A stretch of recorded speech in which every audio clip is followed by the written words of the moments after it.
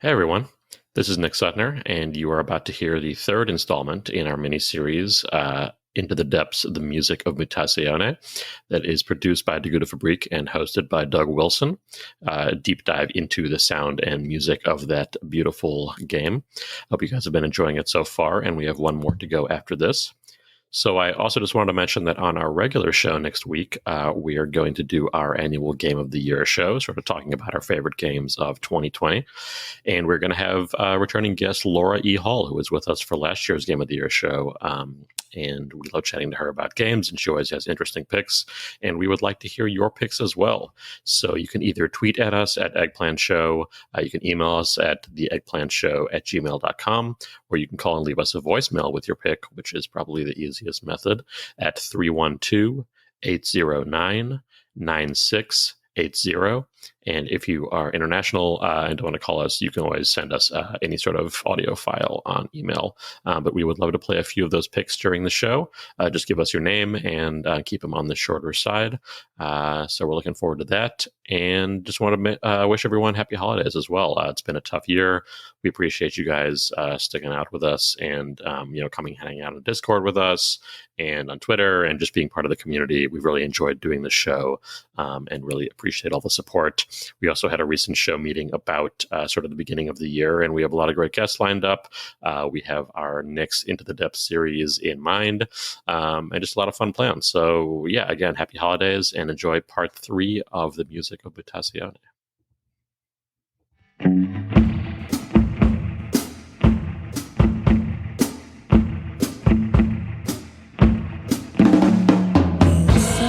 Hello and welcome to The Radio Tower, a 4-part podcast about the audio and music design of Mutazione, a narrative adventure game that we released in September 2019. I'm Douglas Wilson, a game designer and audio programmer on Mutazione. I'm joined here by Alessandro Coronas, the audio and music designer on the game. Hello again. And Nils Deneken, the creative director, lead visual artist, and the originator of the whole concept for the game. Hello, so nice to be back. So we worked on Mutazione for over 10 years, on and off, with an entire team beyond just the 3 of us. So there's no way we can capture the full story of the development on this podcast. Instead, we're going to deep dive into the music of the game, how music initially inspired some of Nils' concepts for the game, how we designed our procedural music systems, what kind of influences the soundtrack draws from, and much more. We'll also be playing some excerpts of music, including some early concepts and drafts that never made it into the final game. Today, on episode 3, we're going to talk about the town music and the many iterations we took to get to the final soundtrack. First, to kick things off, let's all listen to an excerpt from the final soundtrack, the Town 1 Music Suite.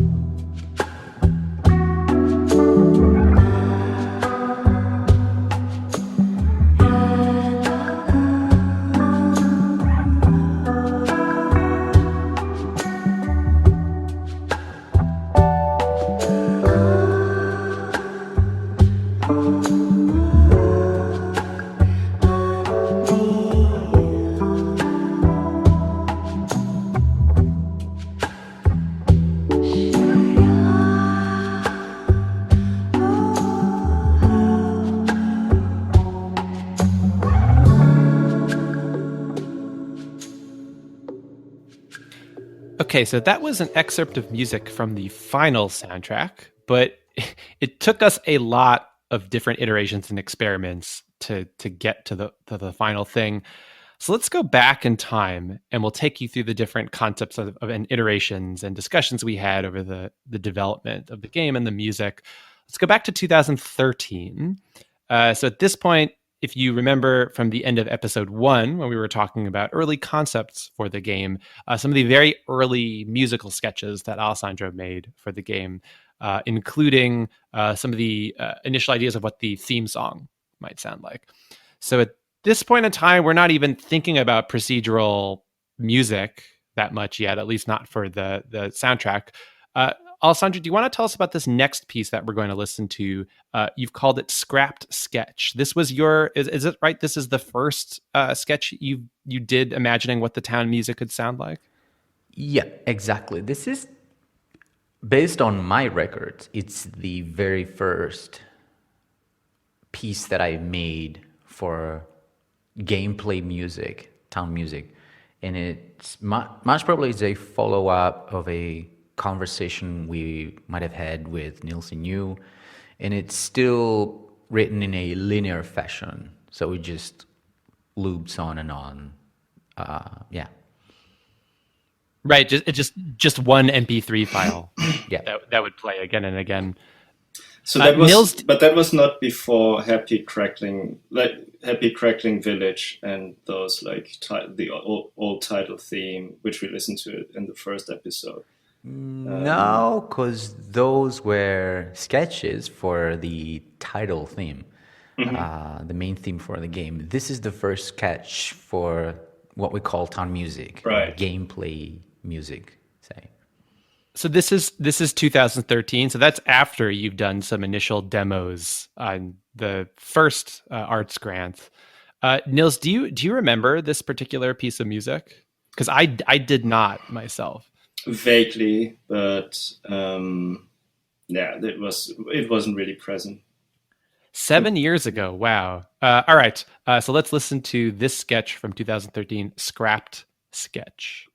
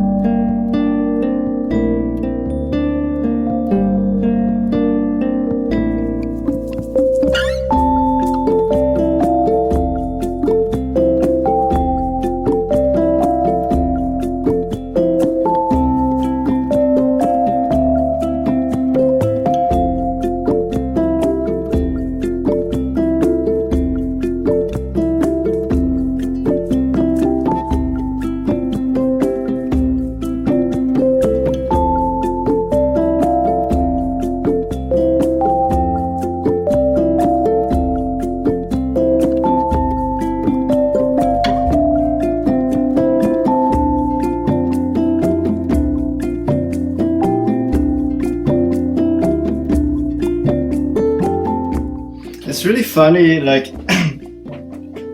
if that approach would have made it like in the final game, right? Yeah.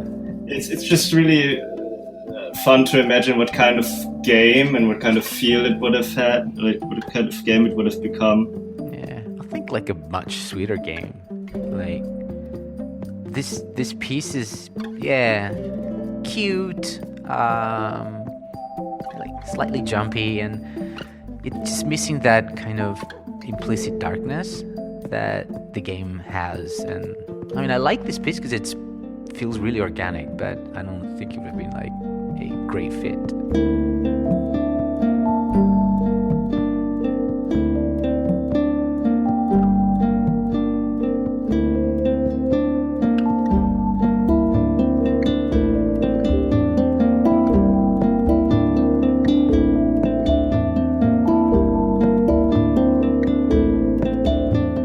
So Nils, you were just asking, imagine what the game would be like if this was the actual soundtrack of the town music.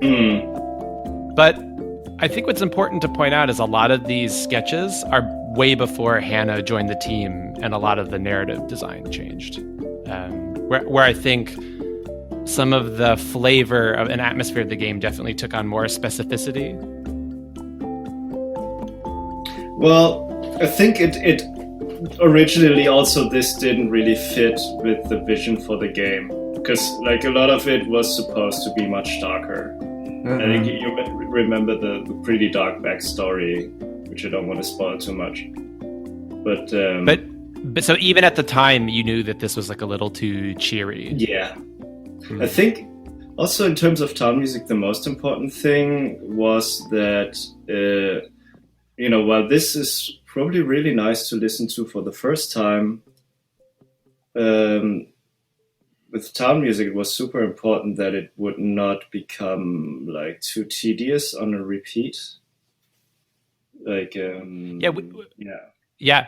I think this is something that Alessandro had to keep explaining to me. We talked a little bit about this in episode 1, but where I would say, I really love like a memorable melody. And you had to keep saying, well, Doug, this isn't Zelda. Like if we just have some super melody that pops out at you, you're going to get really annoyed listening to it for the 10th time towards the end of the day. Yeah. And do you remember, like, for me, it was a lot about the space. Zelda is a very vast game.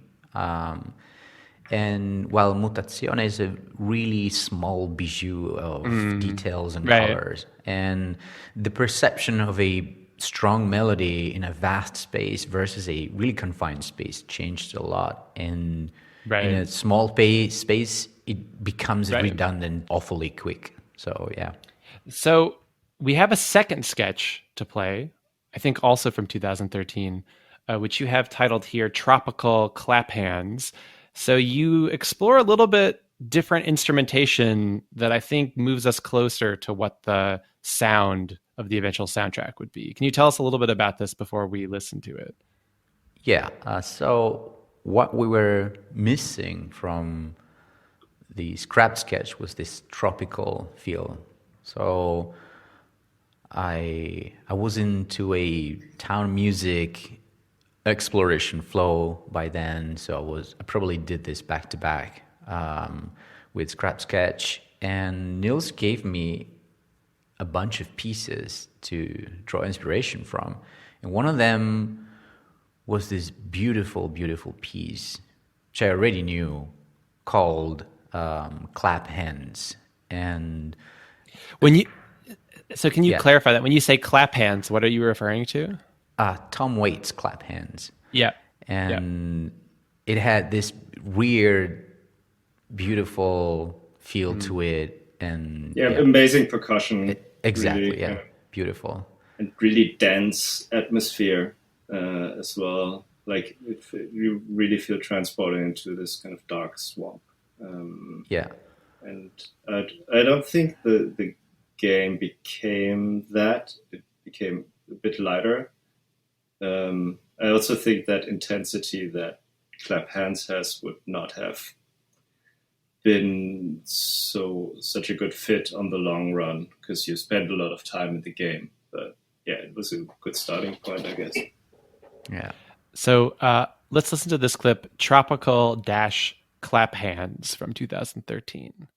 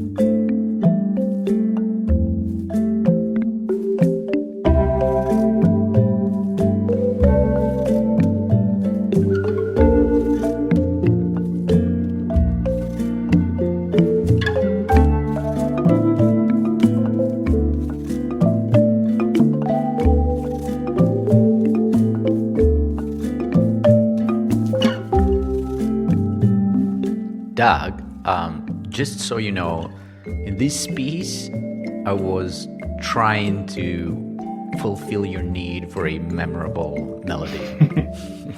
Well, to be clear, I no longer agree with like 2013 me. Yeah, but just so you know, now everybody knows it. I give it a try. Yeah, I really love this. It's really nice. I don't remember this at all, but this is probably one of my favorite of this like treasure trove of unreleased pieces. I love this. And it also really has this nice lazy feel to it. But I think a lot of those early pieces really have a really strong kind of summer, laid-back feel to it, which is nice.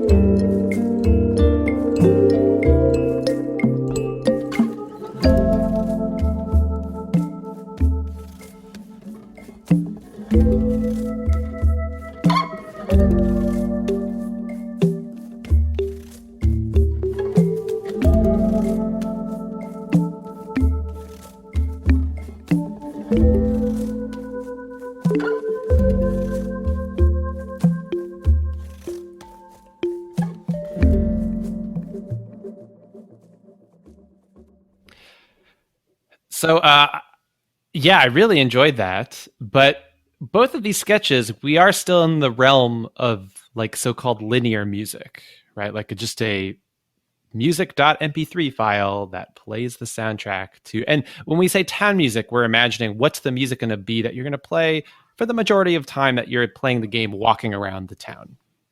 Kind of like what should the town feel like, the day-to-day life? And how can we capture that in the music?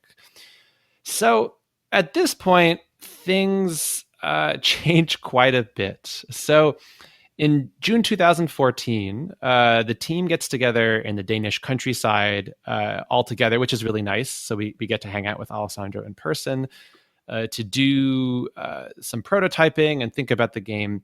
And it's on this trip that we decide to take the music in a very different direction and ask, well, what would it mean to make the music procedural? So stitch together a whole bunch of smaller music clips in a semi-random way. So the music is a little different each time you hear it. Alessandro, do you remember what was the kind of impetus to try procedural music at this point? Oh, the gardens, for sure. What we were doing back then was sounding more and more promising. So I thought, like, why not adapting the algorithm to town music as well? So that instead of having these linear loops that would play on and on, have this endless variation of the gameplay music. And I thought that would have been super interesting. And yeah, that was the initial spark, at least for me. I think for me, the main reason also, like, behind doing procedural music and like a continuous soundtrack in a game is to just avoid the tedious repetition of hearing the same hook and melody all over and over again. I mean, like, if you play Zelda long enough, even then you get annoyed at the music when you're stuck in one area for too long. And I think one reason is definitely the variation, and then the ability to kind of give breathing space to the music as well. Yep. So all of us are really excited by this. As the programmer, I was definitely really excited about this because at this point we had been working on the gardens for about 2 years, and we were already excited about procedural music. But we knew this would have to be different, right? Because the garden system doesn't need a beat or a sense of rhythm. Where we knew that the town music would actually have to be more traditionally musical, have a BPM, have, a bass and beats and a melody and kind of traditionally music-y kind of vibe to it. So my memory starts actually getting clear of 2014 and on. So on this trip, we make a simple prototype, and we have this like folder of small bass clips that you compose, and then a folder of all sorts of other instruments, like some more synthesized melodies and some guitaleles and so forth and so on. And they're every clip is kind of musically of the same length, so in the same beats per minute, and all, let's say, 24 bars or something of music in length. And so group by group, every 24 bars, we pick a random set of 3 to 4 of those clips. And there were some very basic rules, like never play the same clip file 3 times in a row. Or if you've gone 3 of these groups in a row without any bass, actually make sure that a bass plays in the next group so that you don't go too long without any bass. So just some very, very simple procedural rules. And I think there were about 14 different audio clips in total. But even with just 14 files, there's a very large combination if you pick 3 or 4 of those 14 at a time. So you could turn this on, and yes, you would recognize certain clips, but in combination, the combinations would always be pretty different. Alessandro, do you remember what was your initial response to this? Did you feel like this was pretty promising? Yes, definitely. What I really liked at first was the fact that we had a musical tone set, but it was constantly changing a little bit, and I really liked the fact that it was a really subtle change, and the fact that the music was really minimal, because for me it's always about subtracting. Always, let's say most of 95% of the time is about subtracting. Yep. And the fact that we had very few clips, it was leaving a lot of room for the ambience, the footsteps, the GUI to kind of blend together. And why don't we just listen to an audio capture that I did from the very, very first prototype? And so people can get an idea of this wobbly, slightly wobbly, rough state of the prototype, and how squared it was, because it was like a series of loops. It wasn't really flowing beautifully like music can flow. So let's take a listen.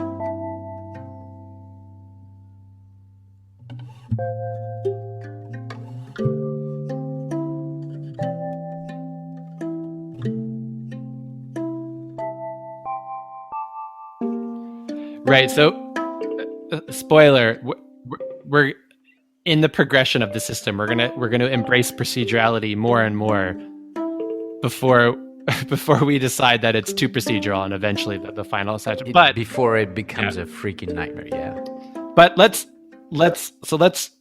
recount this path to nightmare slowly. So we're pretty excited about this very simple, but it's maybe a little too simple. Like each section you can really feel here's another 24 bars where we picked some here's another 24 bars where we picked another 3 clips.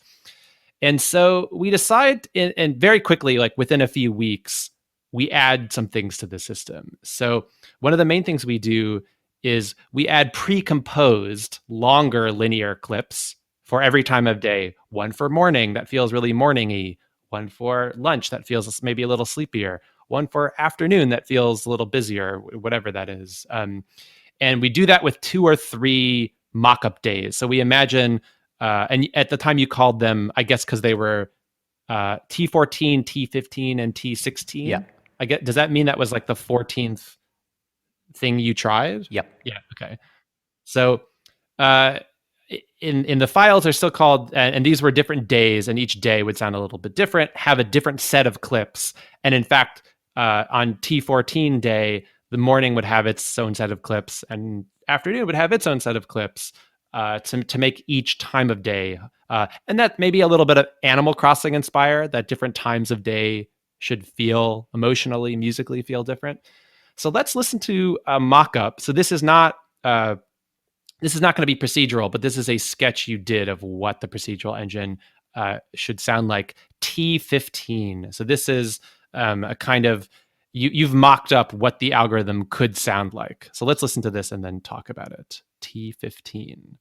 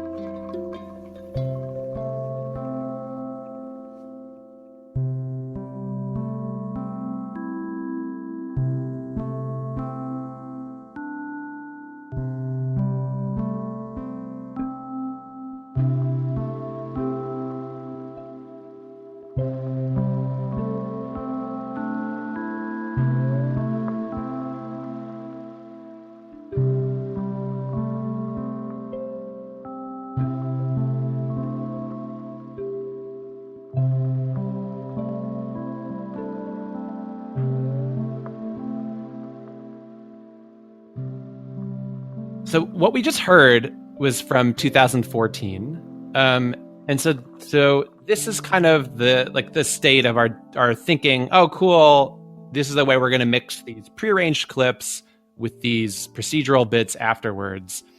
And so a lot of this concepting work and some of this technical prototype is being done in 2014.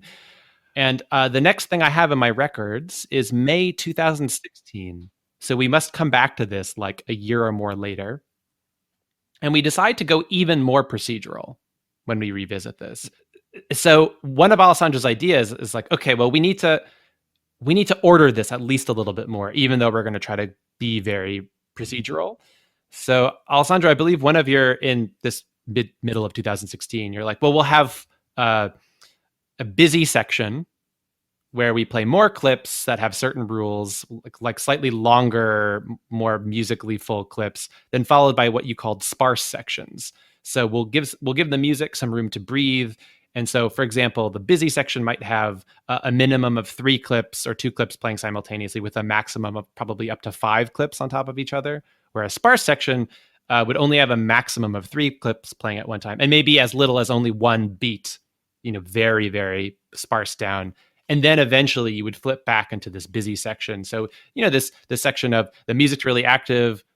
Okay, now we get a breather. The music's quite minimal. And so we hope that like this back and forth would make it seem less samey or mushy. Yeah.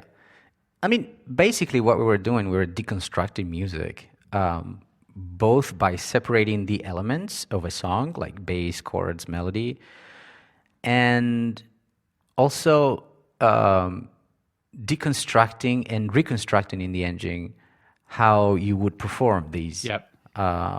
I mean, if I pick any instrument, and I can play busy, and then I can naturally shift to sparse. In the engine, of course, we had to set a whole bunch of rules for this to happen in a musical way. So how do you stop busy? How do you transition from busy to sparse? How do you start sparse? And so forth and so on. And I actually have a really interesting audio capture to demonstrate these shifts, this reconstructing in the engine. It starts with busy, and then it shifts to sparse, and then bonus. In the previous episode, I mentioned the mega clips idea. Yep. Of the gardens, and I mentioned the fact that it wasn't actually coming from the gardens, but it came when I was working on town music, and this is the very first mega clip that I ever recorded. It's a melodic bass clip, which is 64 bars long. It's really long, and you can get a sense of how it magnetizes everything into place as it was prepared like beforehand. Let's listen.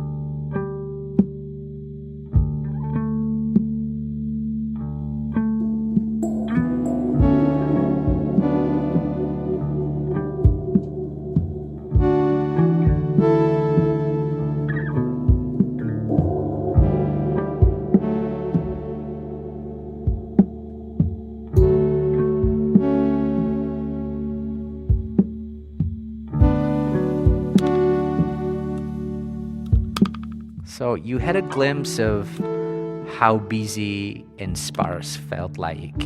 And for me, especially sparse was like one of my favorites because simply there was a lot of silence. It was really, really minimal.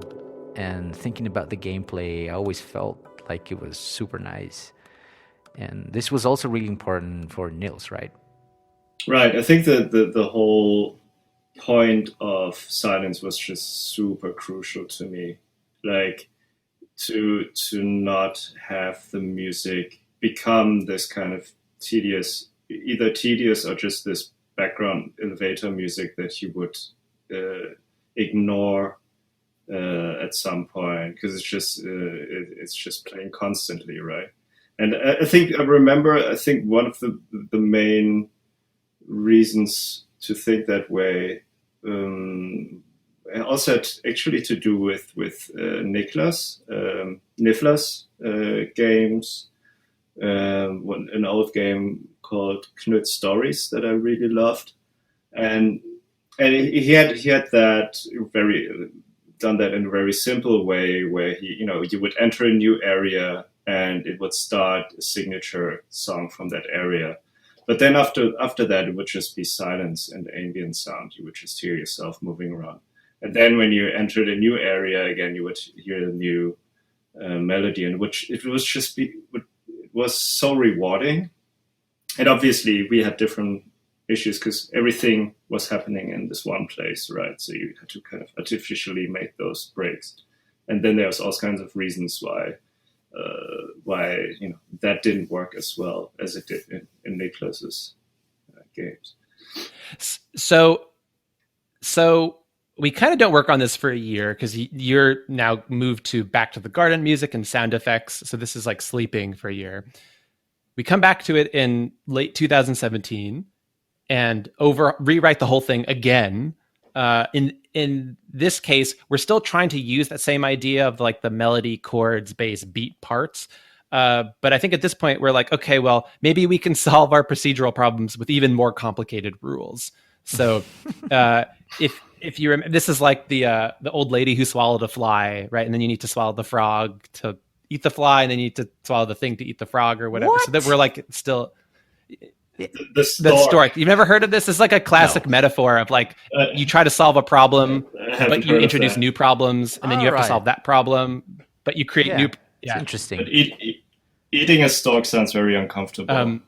Well, does she like eventually eats a horse and dies or something, right? Anyway, that's Jesus. It's an old fairy tale. But so I feel like we're like at this point in 2017, we're really in that moment. Like, do you remember we start to add all sorts of like small little things to the beat, for example. So right, like if you were playing, if like a real band was playing, when you wanted to transition away from a drum part, you would feel a really nice moment, like at the end. Like it's not that the clip would just suddenly end. And so we were adding like little small clips to try to make it feel consequential when a certain part, like a certain chain of beats or chords or something would end to give those feelings of transitions. But it's still this was very difficult for you to test. Is that right, Alessandro? Oh, yes. Testing and composing. Because essentially I was composing in blocks, like in small portions. And it's really unnatural. It's not natural to compose that way because you compose linearly from beginning to the end. And it was really hard to find continuity among all these clips, mostly because I played a lot of acoustic instruments. And acoustic instruments, they have so many subtle timbre changes depending on where you play and how you play them. In fact, like it was easier for synthesized instruments because that's the sound you have and that will stay the same no matter how you play the keyboard. But imagine like I was making clips for the guitarlele, and I come up with 20 beautiful clips that I'm really happy about. And then I switch to sound design in the afternoon, and then I go back to the guitarlele the day after. And I record 20 more clips and I'm as happy as day one until I stuffed them into the engine and realized that on day one, I played the guitarlele slightly closer to the bridge. And on day two, I played slightly further away from the bridge. So now the timbres are different and they will never glue together because you can definitely tell that those are recorded like in two different sessions. So it doesn't really sound like a proper performance, but more like a patchwork, say. And it was so time consuming because I had to scrap everything and redo everything from scratch because it was impossible for me to nail the exact position of where I played the guitarlele on day one or either day two, it doesn't matter. So it was a lost battle, basically. Also, it sounds like game development in a nutshell. You had your... Yeah. Definitely. But it was, right? You had your own build and you like at the same time there was a different, like the game had to be made and there was a story that needed to be written and we had to, the story engine that we experimented on that kind of went through the similar process actually. So that's really funny. So, okay. So then we take another break from it. In 2018, you actually have to start because we're like, oh no, we're finally, after all these years, like our final publishing deal, we only have so much money left. So like, we got to finish this game. So you actually finally start working, which we'll talk about more next episode, but on some of the other music for the game, like dream sequences, special scenes like the boat trip and so forth and so on. So you spend a lot of time in 2018. And then finally, in September 2018, we make a massive shift. I think we return to this procedural music engine and you go, Doug, we're never going to finish this. I remember everything about that meeting, by the way. And I didn't put up much of more of a fight. Like I was obviously, it always hurts to be like, yep, we spent a few years on this and now we're ditching all of the work. But it's also very liberating, isn't it? The capitulation. Can I add something? We've been working together for so long, and you know that I rarely stepped in with an idea firmly saying like, okay, we have to do this. That's it. And because, I have my own ideas, but I'm way more interested in better ideas. But that day when I came to you, Doug, and said like, hey, listen, we have to stop this. And there was clearly no room for a discussion. And your answer was like super relaxed to say like, oh yeah, sure, no problem. So that was still kind of funny for me. Yeah, I think I knew. Yeah. In my heart of hearts, I knew. Yeah. It was a lost battle anyway, so... And you were like, you had the same discussion in your head and tried to break it to Alessandro that it was helpless at the same time that you were like, oh God, I'm so glad you said that. I think I'm the kind of person who like really needs a proper producer. So once Alessandro was like, I think Alessandro was like the adult in the room. Like, dude, these ideas about this fully procedural music are nice, but like, it's not really working. And I just needed someone to say that. And it was like, oh yeah, of course, you're right. Like we need to. So the new idea, by the way, spoiler, we will end up simplifying this idea as well. But the new idea we come up with in September 2018 is way less procedural. So instead of these like 8-bar or 16-bar clips, we'll go with much longer clips, which allows you to like actually like create more of a song even within those clips. So that each day will be composed into 2 or 3 sections, and maybe each of those sections is like 48 bars or something. And we'll reduce the parts of the music down to the core, which always plays, a layer that can play on top of the core, a melody that can play on top of that, and sometimes vocals that can play on top of all of that. So, for example, and it's always section 1, 2, 3, 1, 2, 3. And we know that section 1 is always 48 bars, but there you could play core, layer 1, and melody, or core and layer 2, or just core and vocals. So there were a lot of combinations within this section still that would always kind of keep section 1, 2, and 3. You would always play section 1, 2, and 3, the basic parts, core, layer 1, melody. And then after one go around, we've set the kind of feeling of the day. Then there would be a lot of variations as you returned 1, 2, 3 with different combinations within. What do you remember about that, Alessandro? I felt like that was working pretty well. It was, but it wasn't over yet. It was still a little bit too procedural, and I remember more about the following phase. Yeah. Okay, so we'll get there in just a second. But before we get there, so at this point we're already starting to match, because at this point we're making final decisions about how many days the game is going to be and what emotionally is going to happen on each day. So you're already trying to start composing specifically to what, like, the final narrative of the game is starting to actually be finalized now. Let's play a mock-up of some town music for day 1 that you actually ended up scrapping. So can you tell us about, well, first let's listen to this and then we can discuss it. This is this arpeggio. This was the original day 1 music that we imagined. Is that right? Yes, correct. Okay, so let's take a listen to this day 1 sketch.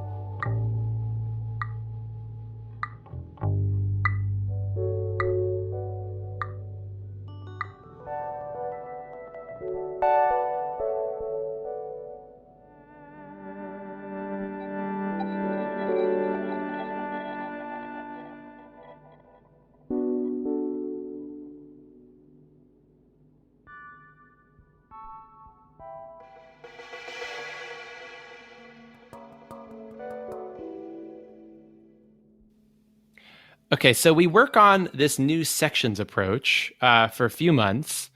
And then in early 2019, we actually signed a new deal to bring our game to Apple Arcade. And for the first time ever, we have extremely strict release deadline. Like we finally know that we're releasing the game in September 2019. And, I think this, like, I don't really regret the long process. It's what it was. But I think this whole process shows a little bit the perils of working without clear deadlines, that we were really able to go off in the weeds for so long until really bringing it back. Because in a kind of an amazingly short period of time, I think 2019, we like totally overhaul it. And then like you make all this music and this totally heroic effort. And that's what ships with the game.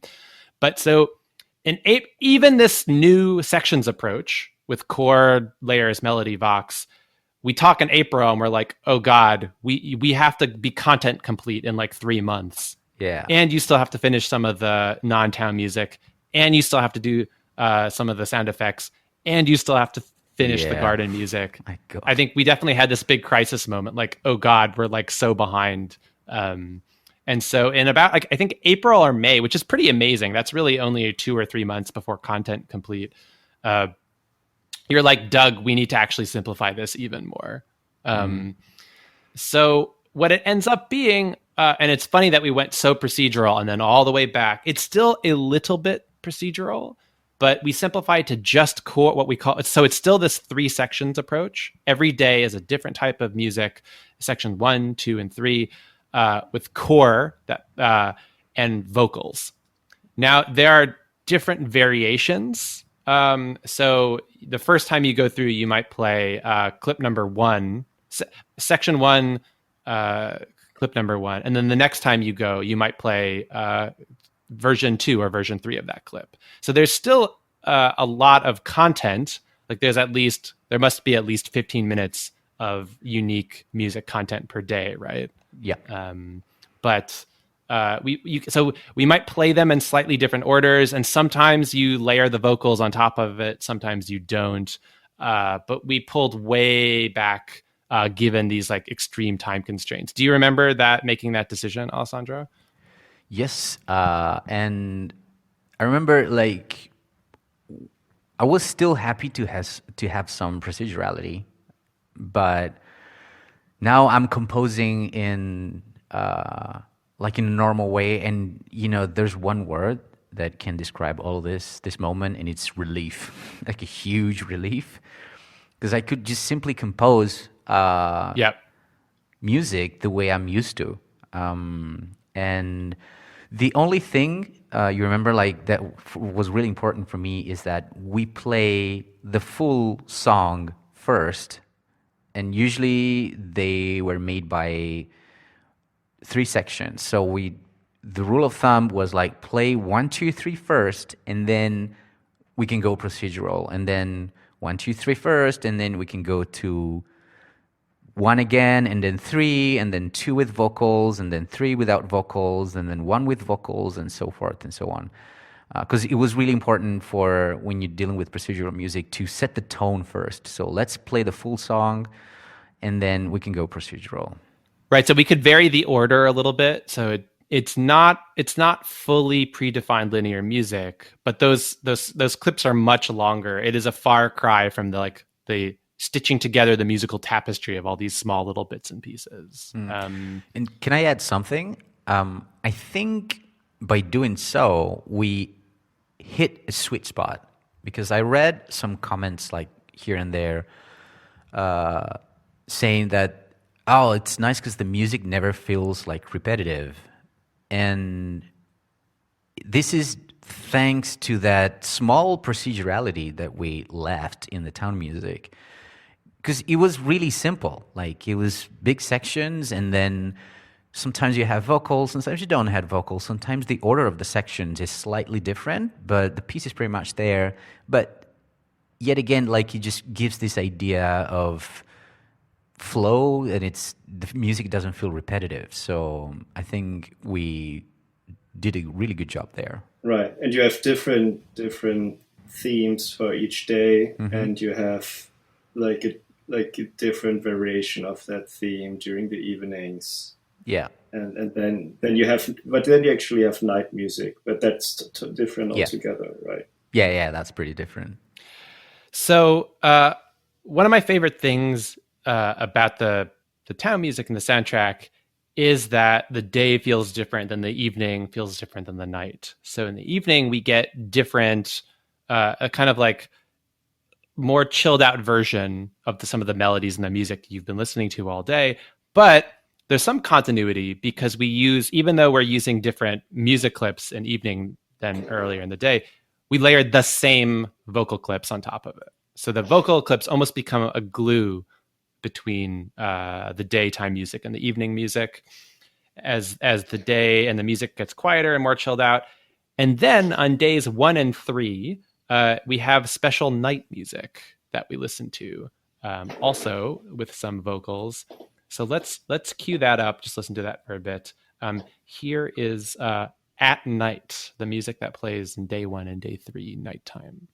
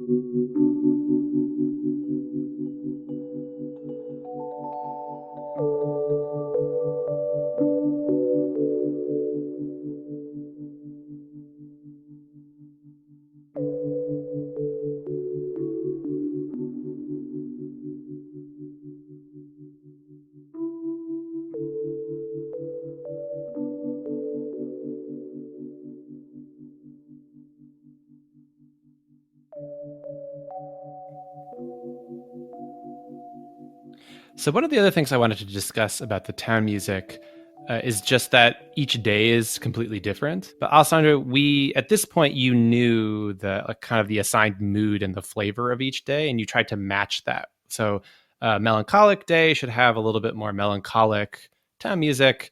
A more upbeat day should have more upbeat music. So a good example of this, I think, which we should also play a clip from, day 6. This is a day where it's a very busy day. You plant 2 different gardens, both the Euphoria garden and the Otherworldly garden. And this is a day where Kai is very busy running around, preparing for this big event, and is still very optimistic about this ceremony, this ritual that she's going to do with her grandfather. Spoiler, the ceremony does not go so well, but right for this day, she has this busy, euphoric energy. So can you tell us about the music and the influences for this day, day 6? Yeah. So day 6 was a bit of a surprise for me because I recorded that like in one day. So I was, composing like super fast and everything like was locking into place pretty easily. So, and I realized that this piece was heavily inspired by Sam Prekop from the Sea and Cake. And not just that, when I was playing and recording the bass lines, I was thinking a lot about Eric Claridge, who's the Sea and Cake's bass player, one of my favorite bass players. And so what I came up with was, I really liked that. But I never really thought like that it was a good fit for like a gameplay session because it was a little too complex, a little too dense. But it only took me one day to do that, so it didn't steal too much time from the development. And so I said, okay, let's just submit that to Nils and see what he says, And and I was quite surprised when he replied. And he said like, this is actually really good. It's a really good fit for day 6. So yeah, this is, again, I was really surprised, but this is how it ended up like in the game.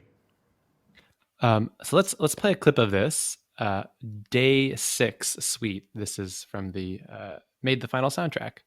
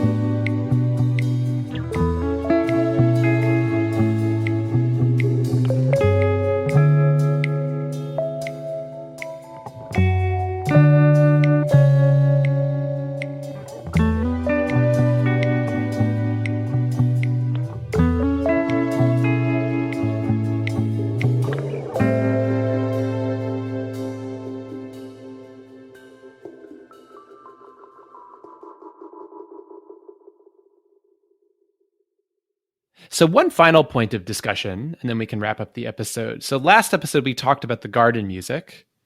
And so now we have all of this town music every day, every time of day. It's got all this music going on. That's a lot of music in the game. I know this was like a discussion that we had a few times, that you'd be running around listening to this town music, but then suddenly you would enter a garden and we'd need to turn on this very different kind of ambient garden music. How did you go about balancing these two very different types of music, knowing that you could run from one to the other pretty fast, Alessandro? Yeah, this is probably the oldest question that I had in my head, like during the development. How do we stop town music?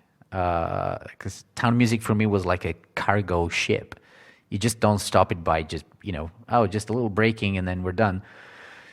There should have been like a transition, like a smooth transition between the town music and the garden music. And I was always advocating that we would hear the garden music only after you press the key that would let you into the gardens, say. Yeah, just to clarify, so what you are talking about is you wanted the town music to continue, even though if the player went physically into a garden but didn't interact with it, yeah, the town music was still supposed to play. I was advocating for when you walk by a garden and the character goes into the space of the garden, you would have a transition between town music and the gardens, so you would already hear the gardens before you would interact with them. And at stake here, and this came up many times, and we'll probably talk about this a little bit next episode too, but at stake here is that the player, as a composer, you can't know exactly when certain transitions are going to happen. When the player walks near a garden or starts to interact with the garden, they're in control now of when the music suddenly has to change. And that can be jarring if that you're suddenly walking around, but suddenly the town music is gone and you're listening to this other music. Yeah, and for me, it was like an harmonic worry because maybe the town music is playing in one key and then you pass by a garden which is playing in another key or with some odd intervals, and that would have sounded bad. So that was my worry, say, quote unquote. So in the end, we went for this solution that in a radius around the garden, when you enter it, we do fade out the town music and we do fade up the garden music. So it does happen. Now, for most of the gardens in town aren't in the middle of your path. So it is still kind of a conscious decision when you enter that like garden bubble, so to speak. So it does feel like the player knows when they're about to change the music. The one, I think, big problem for us was the treetop. So when you're walking, let's say you want to go to Nano's hut, you actually have to walk through the garden, which ends up like fading down the town music. But were you, in the end, Alessandro, because I know that's more towards Nils' idea of what should happen, were you reasonably happy with that solution? Yeah, sure. I was mostly worried about some really specific moments in the story. Where I remember there's one day where like something really bad happens and you had to you're in Nono's hut and you had to run away from Nono's hut, and right after Nono's hut there might have been like a beautiful euphoric garden while a really sad music was already playing, so that would have been right, like a fist fight, so in that case what we actually do is in that time of day, you can't interact with gardens at all. So you can't hear them. that way there was no friction at all between what we wanted Yeah. with the story and the game and the music. Yeah. Because Yeah. it didn't make sense for her to sit down and garden Exactly. in that moment anyway. Yeah. That was, I just think about so much like, oh God, all those. Now, of course, it wasn't continuous development for 6+ years, but that on and off, both the curse and the privilege of being able to put it on ice for a year and coming back to it and overhaul. So as the programmer, I must have rewritten the town music code like from scratch 4 or 5 different times. And even though it didn't end up being as procedural, we learned a lot along the way. And I know, Alessandro, me and you are still interested in exploring various procedural music systems game and non-game projects. So hopefully you'll see in other projects in the future the fruits of all that hard, all those iterations that we learn things along the way. Yeah, also when you take a step back, right, you have the town music in itself was this massive experiment with procedural music. But then you also had the gardens, which we talked about the last episode, which were another experiment going on simultaneously. And, having to merge those 2 experiments into a game where the story is happening, aligning that with the story, the theme of the story, with, the graphic, the gameplay that you need to take care of, that the feedback makes sense, that the player understands what's going on, and so on and so on. So it's like, of course, at some point you had to boil it down to the bare bones.